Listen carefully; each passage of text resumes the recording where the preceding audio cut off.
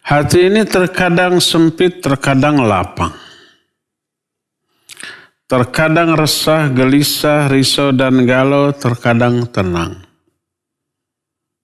Terkadang tepuguh rasaan. Gak puguh apa yang kita rasakan. Kadang-kadang berada dalam sebuah kepastian, optimisme, keyakinan. Apa penyebabnya? Coba aja perhatikan, ketika kita lapang kenapa? Ketika kita sumpek kenapa? Tapi yang jelas Al-Quran dan As-Sunnah sudah menerangkan. Hati-hati yang lapang adalah hati-hati yang dilapangkan oleh Allah karena ketaatan. Karena ibadah, amal soleh dan kebaikan yang dilakukan. Hati-hati yang Allah sempitkan karena dosa dan maksiat yang dilakukan. Coba perhatikan umpamanya alladzina amanu wa tatma'innu qulubuhum bidzikrillah. Ala bidzikrillah tatma'innul qulub. Orang-orang beriman hatinya akan tenang. Hanya dengan mengingat Allah. Ingat, hanya dengan mengingat Allah hati menjadi tenang.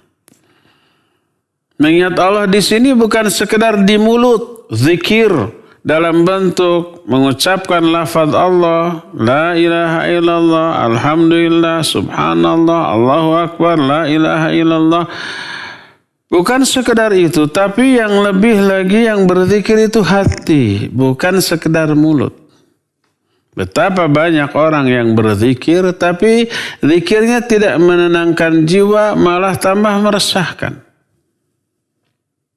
Tambah membuat hati sumpek dan sempit. Kenapa ya? Kata Allah dengan zikir hati menjadi tenang. Saya zikir tapi kenapa tambah risau? Itu karena yang zikir hanya lisan. Hatinya tidak.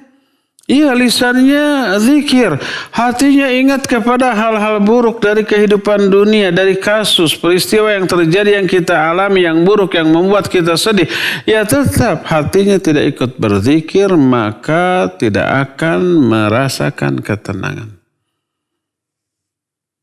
Ayat yang menyatakan ala bidzikrillahi tatmainnul qulub. Ingat, dengan berzikir kepada Allah hati menjadi tenang. Maksudnya yang berzikir hatinya. Hatinya yang ingat kepada Allah Azza wa Jalla.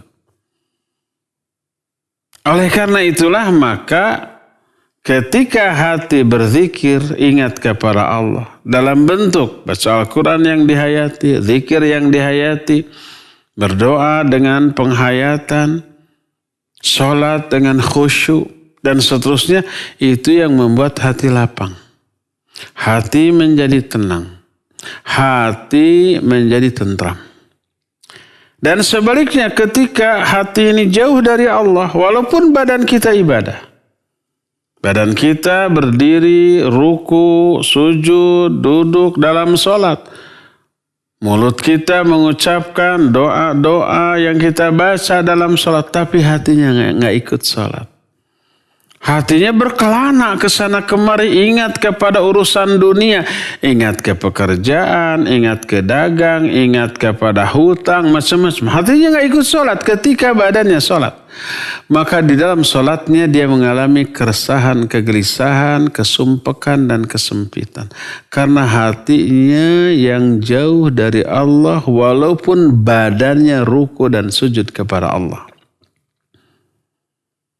Jadi yang menjadi bagian inti dari seorang hamba adalah hatinya. Allah menyatakan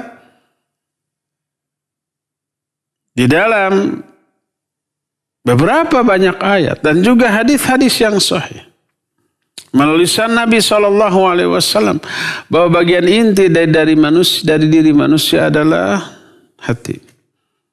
Rasulullah SAW menyatakan, ala wa inna fil jasadi mudghah, idza salahat salahal jasadu kulluhu wa idza fasadat fasadal jasadu kulluhu, ala wahil qalb. Ingat, dalam diri manusia itu ada satu segumpal daging. Kalau baik, baik semua anggota badan. Kalau buruk, buruk pula amalnya. Innallaha la yanzuru ila suwarikum wala ila amwalikum, walakin yanzuru ila qulubikum wa amalikum. Allah itu tidak melihat rupa dan harta, tapi yang Allah lihat hati dan amal.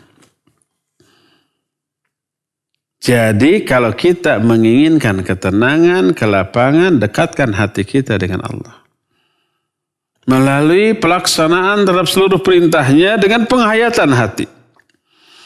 Jauhi semua larangan, baik yang haram, termasuk yang makruh dengan keikhlasan dan keridhaan. InsyaAllah dijamin didapatkan ketenangan dan kelapangan. Wallahu a'lam.